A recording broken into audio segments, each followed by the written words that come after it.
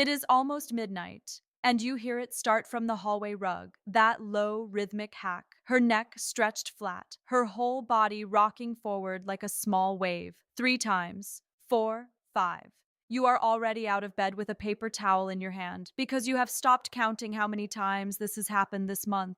Maybe you have knelt down beside her in the dark and whispered, "Are you okay, sweetheart?" and felt completely useless. You have read 100 conflicting things online and none helped. You are in the right place tonight. But what if I told you the secret is sitting in your kitchen pantry and refrigerator? Hi, everyone. I'm Dr. Sarah Lane, your neighborhood veterinarian. Hairballs are one of the 3 things cat parents write to me about most, and almost every message starts with an apology. So let me take that off your shoulders right now. You are not doing anything wrong. The Cornell Feline Health Center points out that an otherwise healthy cat may bring one up every week or two, so frequency alone does not mean her gut is failing. If this channel is new to you, hit subscribe and stay. This is a family of cat parents who refuse to guess about their animals. What matters is the context around the retching, because when swallowed hair stops moving through the way it should, this stops being a laundry problem. So grab a pen and a notebook. I am going to give you the 3 sounds people confuse, the pantry mistake that sends cats to the emergency room, and the 1 spoonful to try only after your vet says yes. Chapter 1. The 3 sounds that look identical at midnight. The biggest mistake I see cat parents make is filing every noise their cat makes at night under one word, hairball. Listen closely because these 3 things look almost the same from across a dark room, and they mean completely different things, and the difference decides whether tonight is a paper towel or a phone call. The first is a true hairball coming up. Your cat plants her feet, lowers her chest, and retches with her whole body. And at the end, something arrives. A damp, cigar-shaped mass of packed hair, shaped like the tube it traveled through rather than round like a ball. The second is a cough, and this one is misread constantly. A coughing cat crouches low with her elbows out and her neck stretched forward, and the sound comes in dry, repeated bursts, and nothing comes up because it comes from her airway, not her stomach. Asthma looks like this, so do other airway problems, and none improve with anything you stir into a bowl. The third is true vomiting, food, fluid, or bile, sometimes twice in an hour, with no hair in it at all. And there is a fourth pattern I need you to know by heart. Retching that produces nothing over and over while your cat keeps trying. That last one is not a category to wait out, it is a reason to pick up the phone. So here is your do it now assignment, and it takes 10 seconds. Put a note on your refrigerator, and every time it happens, write 3 things. The date, what her body did, and what landed on the floor. Hair, food, foam, or nothing at all. I am not handing you a way to diagnose your cat at home. Nobody can do that from a rug. But that little column of dates is the most useful thing you can carry into an exam room. And take a short video if you can. 30 seconds of footage tells your veterinarian more than 5 minutes of description. Chapter 2. The 1,000 tiny hooks in your cat's mouth. Here is the mind-blowing science. Your cat's tongue is not soft. It is covered in backward-facing spines called papillae that curve toward her throat, and they work like a comb she carries with her everywhere. Every time she grooms, that comb catches loose hair, and because the barbs point backward, she cannot spit it out. She swallows it. There is no other option available to her. And before I go further, I want to give you something.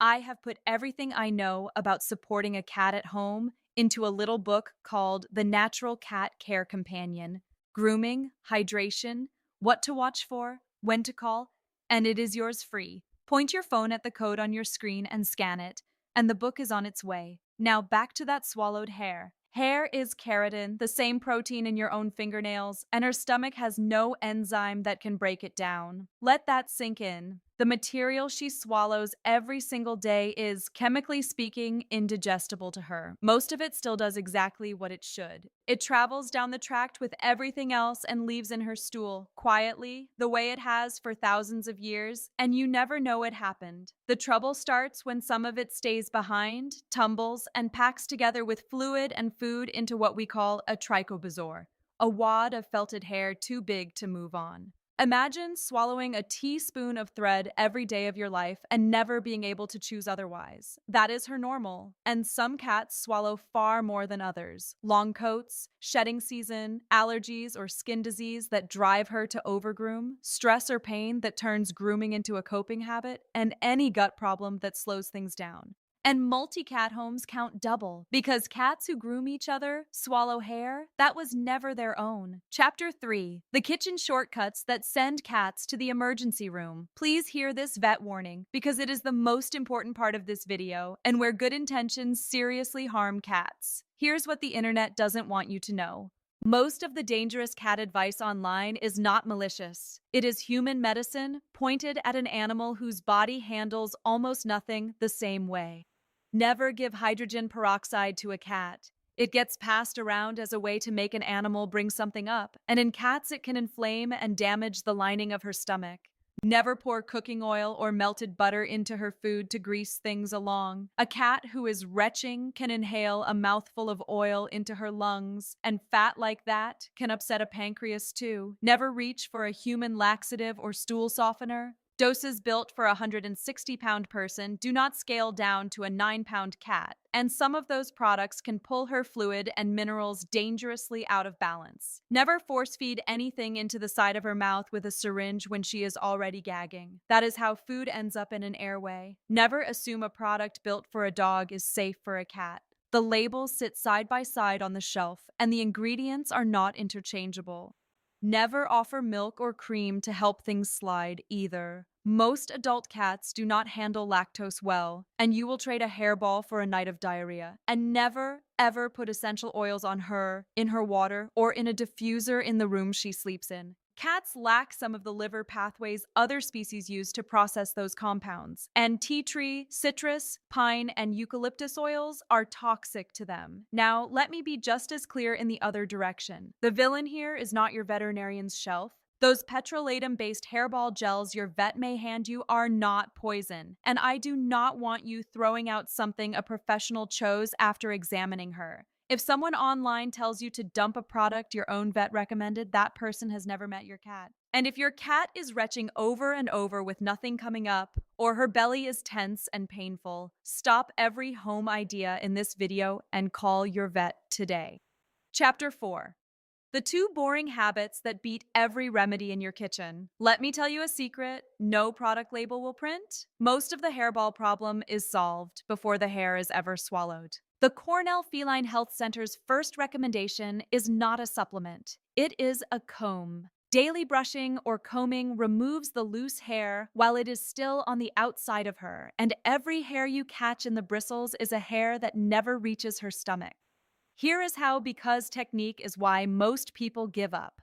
Pick the same 5 minutes every day. I like right after her evening meal, when she is warm and already halfway to a nap. Sit on the floor at her level. Start at the top of her head and behind her ears, where she loves it, not at her back end where she doesn't. Move in the direction the coat lies. Short strokes. No dragging. Watch her tail. A slow flick is fine. A thumping one means stop for tonight. 10 minutes on a long-haired cat produces a startling drift of fur on the floor, and it is weirdly satisfying to see it there instead of inside her.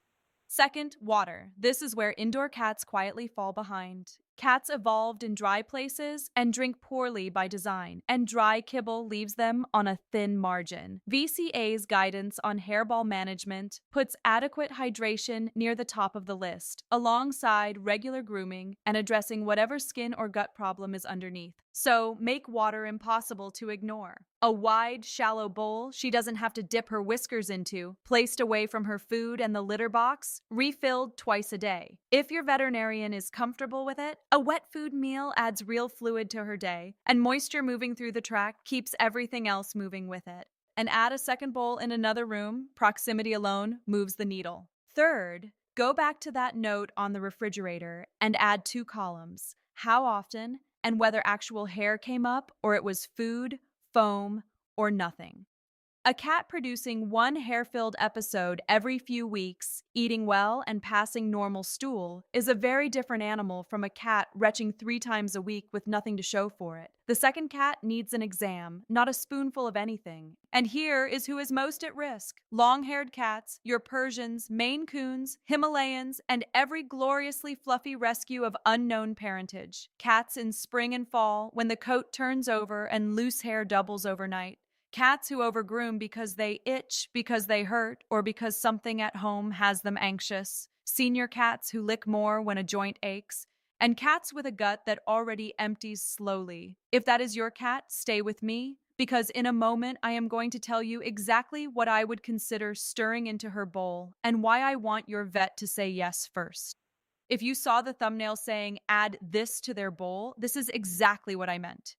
The thing I would consider, and only in the right cat, and only with your veterinarian's blessing, is plain 100% pumpkin puree. Not pumpkin pie filling. Pie filling carries sugar and spices like nutmeg and clove, and none of that belongs near a cat. Not seasoned pumpkin, nothing from a latte. One ingredient on the label, pumpkin. That is it. So why this in a cat? Plain pumpkin brings 2 simple things to the bowl: a modest amount of fiber and a lot of water. Fiber and moisture give the gut more bulk to move. And the idea, hear it as an idea, not a promise, is that hair traveling in a bulkier, wetter stool leaves in the litter box instead of on your rug. Now, let me be honest with you about the evidence, because this is where other videos will lie to you. Pumpkin itself has not been tested for hairballs. What does exist is a 2015 controlled feeding trial in 21 adult cats, where diets containing psyllium at 11 or 15% total dietary fiber increased the amount of hair coming out in the feces over 14-day periods, and only in the long-haired cats. The short-haired cats showed no such change. That is a fiber signal from a specific diet study, not proof about a spoonful from your pantry. If your vet agrees she is a candidate, the approach is small and slow. A little stirred into her wet food, started well below what you think, increased only if she tolerates it. There is no one dose for every cat, and anyone who hands you one has not examined yours. Watch her stool and appetite for the first week. Too much pumpkin causes diarrhea, and that helps nobody. And if she turns her nose up at it, that is your answer. Do not chase her around the kitchen with a spoon. And if you suspect a blockage, nothing from your kitchen is the answer. That cat needs hands on her abdomen today. Chapter 5. The 10 minutes that make everything else work. Because if you stir something into her bowl tonight and change nothing else, you have treated the last 2 inches of the problem. The bowl is the smallest lever you have. The comb is the biggest. So here is the daily work. Brush or comb every day, not once a week, because a weekly session only collects the hair she has not already swallowed. If she hates the comb, start with 30 seconds and a treat. If she has mats, do not cut them out with scissors. Cat skin is thin as tissue paper, and I have repaired those wounds. Let a groomer or your clinic shave them. Wipe her down after brushing with a damp cloth to lift the fine hair the comb leaves behind. And give her something better to do at night than groom: a wand toy, 2 5-minute sessions, ending with a small meal, because a cat who has hunted and eaten sleeps instead of overlicking. Chapter 6. The root cause everyone skips. And if you skip this step, everything you just did was a waste. Recurrent hairballs are often a symptom sitting on top of something else. A cat who overgrooms is usually itchy, sore, or stressed. Fleas, food allergy, arthritis in a hip she will never complain about. And the hair going down her throat is the last link in that chain. A cat whose gut moves slowly, from inflammatory disease or a motility problem, will collect hair no matter how perfect your comb is. So bring your refrigerator notes to your vet and ask about her skin, her comfort, and how her gut is moving. And this is the piece I care about most: her actual diet. Cats are obligate carnivores. Her complete, balanced food, the one your veterinarian helped you choose, whether that is a hairball formula diet or a therapeutic one for her gut, is the foundation, and nothing from the pantry makes an incomplete diet complete. A spoonful is a passenger. The diet is the vehicle. VCA's own list for cats like yours reads the same way: hydration, regular grooming, a vet-selected hairball diet or supplement, and treating whatever is underneath. Fix the cause, and the rug takes care of itself. Here is the only thing I need you to remember, and it takes about 10 seconds a day. Please don't use all of these at once. Stacking 5 ideas on one cat is how you lose track of what helped and what upset her stomach. So here is the rotation. Morning, fresh water in a wide, clean bowl, and her complete wet meal, the hydration baseline, and it does more than any add-in ever will. Evening, 5 to 10 minutes of brushing or combing, same time, same spot, before her last meal. And only if your veterinarian has looked at your cat and said yes, a small amount of plain pumpkin stirred into that wet food, introduced gradually, with her stool watched all week. That is it. Water, food, comb, and one cautious optional addition. One change at a time, 3 or 4 days apart, so your cat can tell you what is working, not a shelf of supplements, not 5 things in one bowl. A boring little routine you can actually keep for the next 10 years. And now, please hear this vet warning one more time, because it is the part that saves lives. Stop every home step in this video and call your veterinarian today if your cat is retching over and over with nothing coming up, vomiting repeatedly, unable to keep water down, refusing food, straining or passing no stool at all, painful or swollen in the belly, or suddenly hiding and flat. A suspected obstruction does not get a food remedy. It gets an exam, imaging, and a plan the same day. Take a breath, because I know this felt like a lot. It is really 3 things. Comb her, water her, and ask your vet one good question. You are not a bad cat parent because there is a stain on your rug. You are the person who got out of bed at midnight, cleaned it up, and then went looking for answers instead of guessing. Your cat relies on you to be her hero, and she has no idea how lucky she is to have you, but I do. Now tell me about her in the comments. Her name, what she looks like, how often the hairballs happen, and which step you are starting with tonight. The comb, the water, or the vet conversation. If your vet has already sorted this out with you, say what they found. Somebody scrolling at 2 in the morning needs to hear it from another cat parent. I read every comment, and if this helped, hit like, because that is genuinely how another exhausted cat parent finds this video at midnight instead of the dangerous advice we talked about. Subscribe so you are here for the next one. The free guide is linked in the description and in the pinned comment, waiting for you, no charge, ever. Now go give her a soft scratch behind the ears from me, right at the base where she leans into your hand. Take good care of that sweet cat. From Dr. Sarah Lane, I'll see you in the next video.